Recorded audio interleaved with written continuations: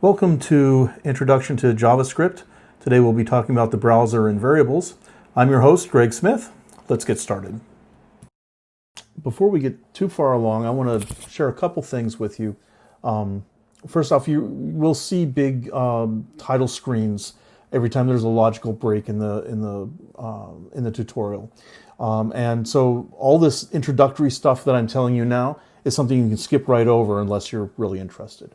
So in the old days, when I was a boy, there were no compilers that were readily available on computers. And if you were lucky enough to own a computer, then very likely it came with a language called BASIC. And BASIC was not only a computing language, but it was pretty much the operating system for your computer.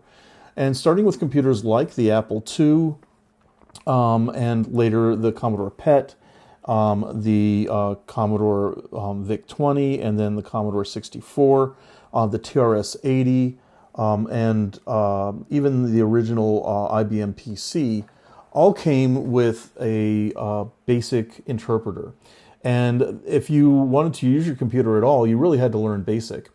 Well, we've come a long way since then, and now we have complete computers that have all kinds of applications that you can download and run, and in some cases these applications come with your computer so that you don't need to write your own code, write your own programs.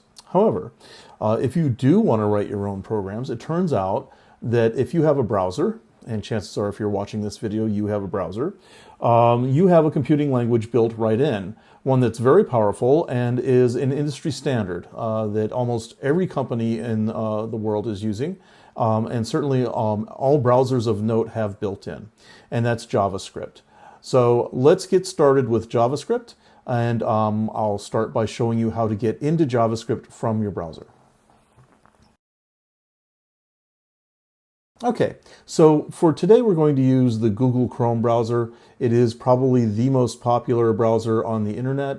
You can do the same experience with Safari, or they actually have a new Chromium browser that's out. They all have JavaScript built in. For the most part, I think they're all the same. Browsers were very different, and each company had its own browser, and they all acted slightly differently. But more and more, we're finding a convergence of browsers, and so we're going to learn to use Google Chrome today. So to get to your JavaScript, you right-click anywhere on the screen and choose Inspect. Now, mind you, that's going to pop up a little sidebar over here, and you can change the size of that. You can grab the edge of this sidebar and just pull it in, and it will expand. And you'll want to do that because we're going to spend a lot of time in the console.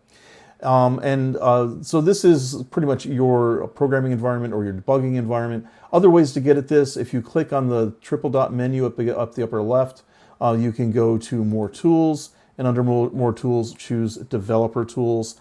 I believe even the F12 key in the browser will take you directly to the developer's console. And the place where we want to get started is right here in console. So this little tab at the top that says console is where we're going to get started.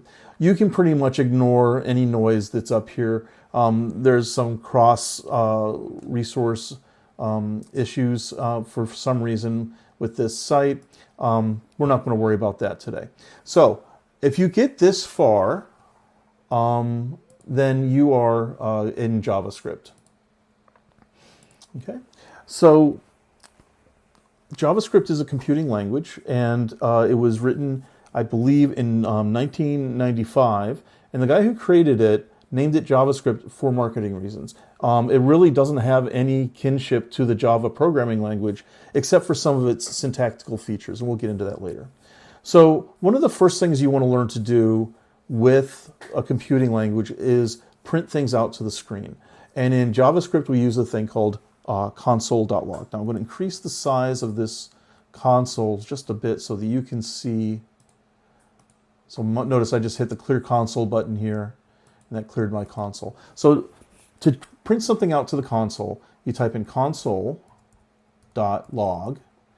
and then a left parentheses, and then whatever it is you want to print out. And in this case, we're going to print out hello world. And in JavaScript, you have these things called string literals. And a string literal just means exactly what it says. It's a literal string of characters, and you enclose it inside of double quotes. So I'm going to type in hello world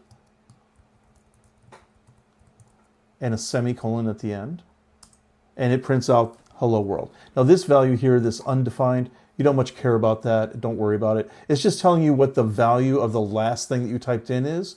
So it was commanded to type out hello world, which it did. And then it also told us what the return value of the console log was, and it's undefined. Don't worry about it for now. We'll cover it later. But the big news is that you can print out just about anything you want.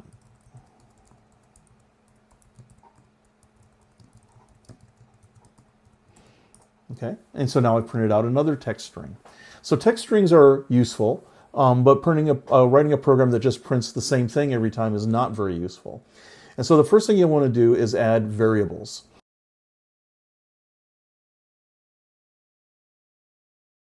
Variables are like little shoe boxes that have a name on it and have a value or inside of it. And so, you go and you have, say, a pair of Nikes and a pair of Converse and a pair of Reeboks. And on the outside, it'll say Nike, Converse, and Reebok. And you know that on the inside are a pair of shoes of that type or that brand, right? So it's very similar in JavaScript. We can say let, which is the keyword that says create a variable for me. And I'm going to create a variable called shoe. And I'm going to set it equal to Nike. Okay, and once again, don't pay any attention to this undefined output. This is just telling us that there's no return value from the let command. But if we say console.log of shoe, it prints out Nike.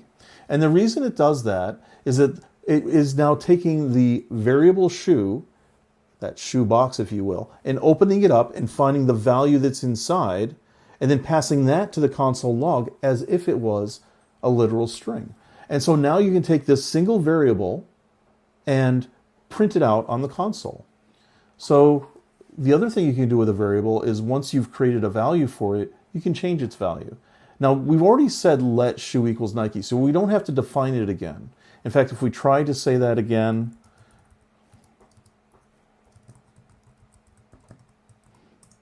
we might get an error. But this time we didn't. It really should have given us an error, but we'll talk about that another time. Because we're in the console, it's being a little more lenient. But we can do the same thing here. I'm going to use the up arrow key to go back to my console log.shoe. All of the commands you put into the console are stored there, and you can just hit the up arrow key to go back to the last command that you typed in. So there's console log shoe, and now it says Converse. Okay, so that shoe box that had Nikes in it, I opened it up, I took out the Nikes, I put in Converse, closed the box, and then I console log shoe, and it opened the box, got the value, whatever was in there, and it turns out it was a pair of Converse, and it printed that out. And so finally we can also say shoe equals Reebok.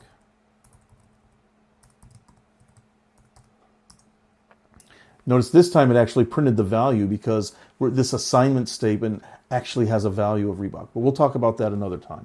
Don't worry about whatever it says there. But now if we do say console log, we'll do it again, just up arrow. There's the last command I put in for Reebok. There's the console log for shoe. And now it prints out Reebok. So that's the first step in computer programming, is learning how to send something to the screen and also learning how to create variables. There are different data types for variables. We just happen to be using strings. But the next type of variable that we'll deal with is an integer. Actually, in JavaScript, it's called a number or numeric. And I'm going to let x equals 5. What we're saying here is that the shoebox x has a value in it, which is the number 5. And again, we can say console log of x, and it prints out 5. But we can also say let y equals 4.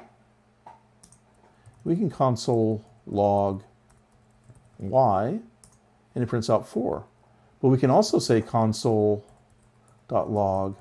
of x times y, and in JavaScript, instead of using the X for multiplication, we use a star or an asterisk for multiplication. And when we say console log X times Y, we get 20.